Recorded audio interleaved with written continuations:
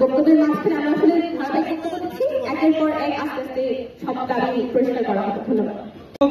সাইডে দেখতে পাবো যে আমরা ধর্ম এবং নারীদের কিভাবে যত্রতত্র ভাবে হীনভাবে প্রকাশ করা হবে, তাদেরকে কুক্ষিগত রাখার উদ্দেশ্যে এবং ধর্মটাকে প্রত্যেক ধর্ম নিয়ে বিষাদগার বক্তব্য দিতে শিক্ষার্থীরা কোনো কণ্ঠবোধ করবে না।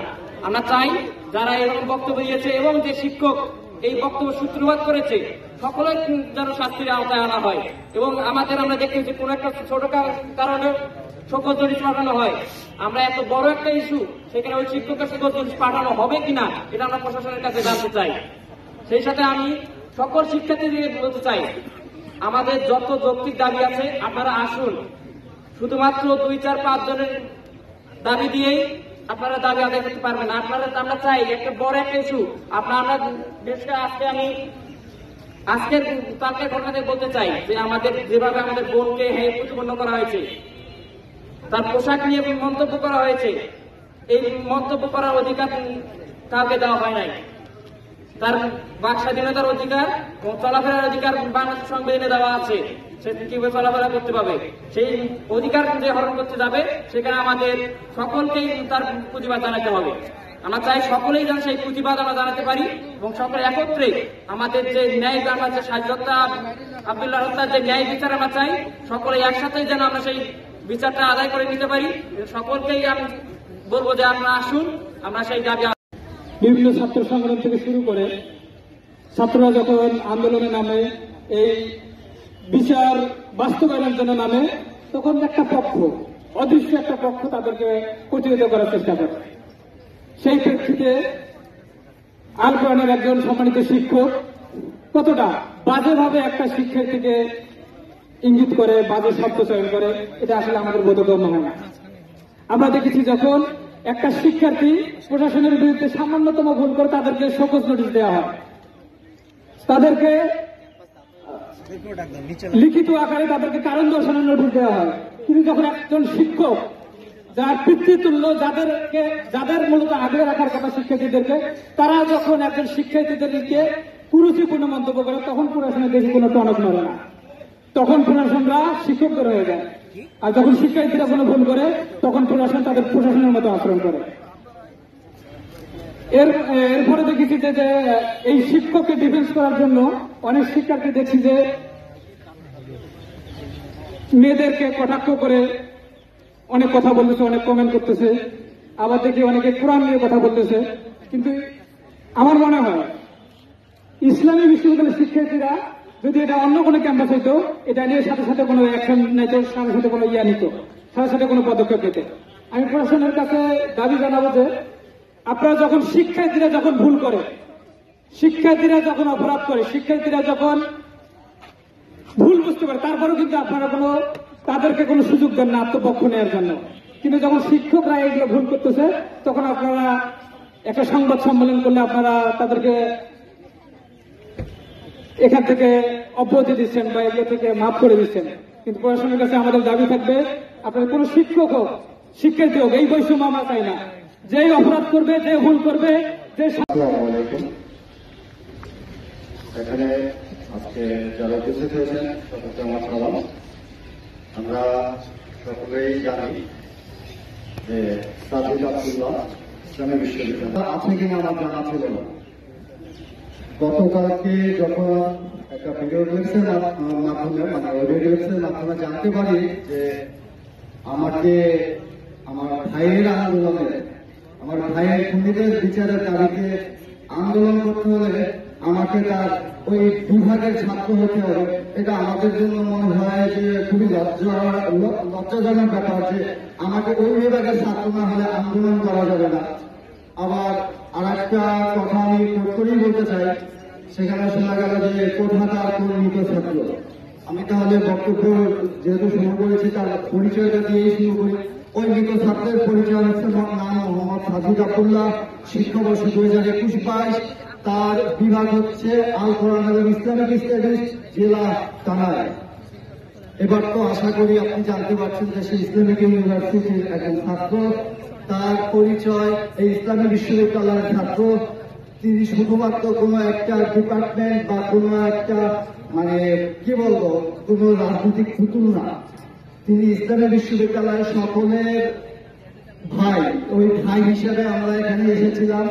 এবং সব থেকে অবাক করা বিষয় হচ্ছে, তিনি যখন আমাদের বোনেরা যারা কিনা আমাদের ভাইদের সাথে, আমি একজন বিশ্ববিদ্যালয়ের শিক্ষক মানে ছাত্র হিসেবে আমি খুবই লজ্জাবোধ করছি, আমি লজ্জিত।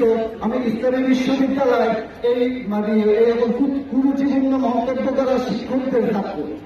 আমি আশা করব যে শিক্ষক তার এইরকম মানে বাজে মন্তব্য করতে পারে, তিনি কিভাবে শিক্ষক হয় আমি জানি না। তিনি আশা করি সকলের সামনে প্রকাশ্যে ক্ষমা চাবেন। আর আমরা এখানে যারা সমবেত হয়েছি তারা অবশ্যই সাদিক আব্দুল্লাহ খুনিদের বিচার চাই, তার খুনের বিচার হোক। আমরা জানি যে মেয়ে আগিয়ে যেতে পেরেছি, আমরা মনোবল হারাইনি যে আমাদের বোনেরা যদি আমাদের সামনে দাঁড়াতে পারে ভালো হয়ে, আমরা কেন কিছু পাবো। সেই বোনদের নিয়ে যখন এরকম কুরুচিপূর্ণ মন্তব্য করে, সেটা আমাদের জন্য লজ্জা। আমি চাই এই শিক্ষক যে নিজেদের মানবতাকে, নিজেদের অত্যন্তকে অবনত করুন। আমরা সবাই জানি এই যে শাহিদ আব্দুল্লাহর মৃত্যুতে আমরা যে আন্দোলনটা করলাম, এটাকে শুধুমাত্র একটা স্টাইলাইট মনে করে বাকি শিক্ষার্থীদের অমানুষ মনে করে, ঠিক তখনই একটি মানুষ হিসেবে আপনার সক্রিয়তা হারান। আপনার ব্যবহারকে পশুর ব্যবহারের সাথে কোনোভাবেই তুলনা করা যায় না। চিন্তা ভাবনা নিয়ে, একটা সেক্সিস্ট চিন্তা ভাবনা নিয়ে, একটা রেসিস্ট চিন্তা ভাবনা নিয়ে, যেখানে কিনা আপনারা আপনাদেরকেই সর্বে মনে করেন। কোন ছেলে মারা গেছে, কোন পোলা মারা গেছে, এই মেয়েকে কেন আপনি নাম জানেন না? আপনার বিশ্ববিদ্যালয়ে, আপনার বিভাগের স্টুডেন্ট মারা গেছে, আপনি তার নাম জানেন না? একজন ছেলেকে এই পোলা হিসেবে সম্বোধন করার সাহস আপনি কই পান? এত দুঃসাহস আপনাকে কে দিয়েছে? আপনার বক্তব্য কখনোই অসাবধানতাবশত কোনো বক্তব্য ছিল না। আপনার রাগ তাই এক্সপ্রেস করেছে যা আপনি মনে ধারণ করেন, যা আপনি চিত্তে ধারণ করেন।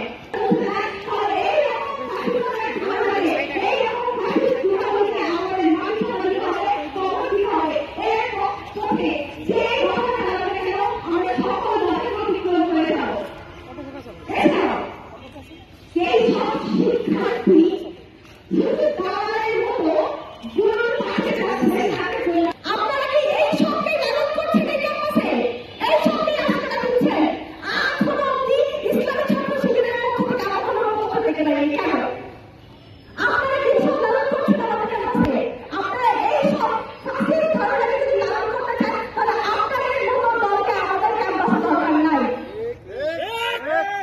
আপনারা যাই করেন না কেন, ক্যালেন্ডার পূরণ করুন, এখানে টাকা ছড়ানো মানে টাকা ছড়ান, কিন্তু নীতির কারণে আপনাদেরকে এক কাজ করে দেওয়াতে হবে যে আপনারা সকলেরই মঙ্গল চান।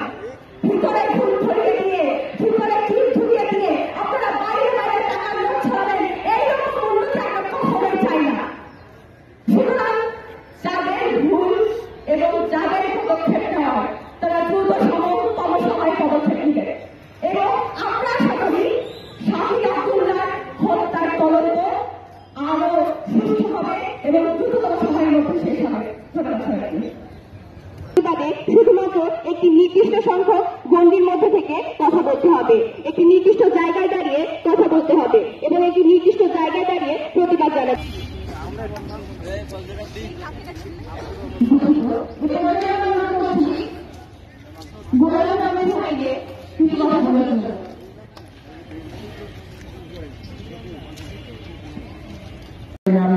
শিক্ষক কর্তৃক আমাদের শহীদ শাহিদ আব্দুল্লাহ ভাইয়ের লাশকে দিয়ে বিরূপ মন্তব্য এবং আমাদের বোন এবং বোনের পোশাককে নিয়ে কুরুচিপূর্ণ মন্তব্যের প্রতিবাদে আজকের এই মানববন্ধন। এই মানববন্ধনে আমরা বাংলাদেশ জাতীয়তাবাদী ছাত্রদল ইসলামী বিশ্ববিদ্যালয়ের শাখা একত্রতা ঘোষণা করেছি। প্রিয় উপস্থিতি, আপনারা দেখেছেন বিগত সময়গুলোতে একটি মহল ইসলামী বিশ্ববিদ্যালয়কে তাদের বাপের সম্পত্তি বলে বলেছে। একটি মহল তাদের এজেন্ডাকে বাস্তবায়ন করার জন্য ইসলামী বিশ্ববিদ্যালয়কে প্রধান ক্ষেত্র হিসাবে ধরে নিয়েছিল, এখনো ধরে নেয়। আমি তাদের উদ্দেশ্যে বলতে চাই, ইসলামী বিশ্ববিদ্যালয় বাংলার স্বাধীন বাংলাদেশের প্রথম বিশ্ববিদ্যালয়। এই বিশ্ববিদ্যালয়ে যেমন গবেষণা হবে, লেখাপড়া হবে, খেলাধুলা হবে, বিভিন্ন সংস্কৃতির চর্চা হবে, প্রগতিশীলতার চর্চা হবে, বাংলাদেশের সংস্কৃতির চর্চা হবে। এখানে আপনি বা আপনারা কোনো হস্তক্ষেপ করতে পারবেন না, করে পার পাবেন না। প্রিয় উপস্থিতি, আপনারা দেখেছেন এই বিশ্ববিদ্যালয় প্রশাসন ছাত্র নেতাদেরকে শোকজ করছে। আরে প্রশাসন, আপনি কাদের শোকজ করতেছেন? এই ছাত্র নেতা আমরা তো তারা যারা খুনি হাসিনার চোখে চোখ রেখে রাজপথে থেকে এদেশের মানুষের ভাত ও ভোটের অধিকারের লড়াই করেছি।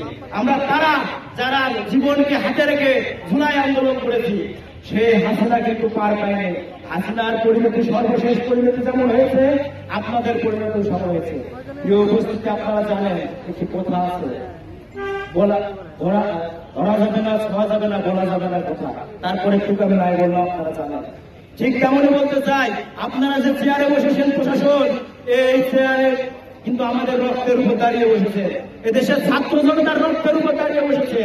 আর সেই চেয়ারে বসে আপনি বিশ্ববিদ্যালয়ে একজন শিক্ষার্থীকে নিয়ে, একজন বোনকে নিয়ে কুরুচিপূর্ণ মন্তব্য করবেন, নামধারী শিক্ষক নেবেন, এটা হতে দেওয়া হবে না। এটা হতে দেওয়া হবে না। ইসলামী বিশ্ববিদ্যালয়ের সাধারণ শিক্ষার্থীরা এবং ইসলামী বিশ্ববিদ্যালয়ের ছাত্র দল সেটা হতে দেবে না।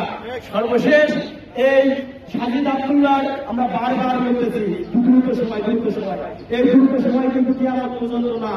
আপনাদের সিআইডি কে একটা মৌখিকভাবে লিখিতভাবে যে অনুমতিটা দিয়েছেন, এটা আমরা 15 দিনের মধ্যে আমরা আবার সিআইডির সাথে বসবো, বসে এর অগ্রগতি জানবো। তারপরে আমরা ইনশাআল্লাহ পরবর্তী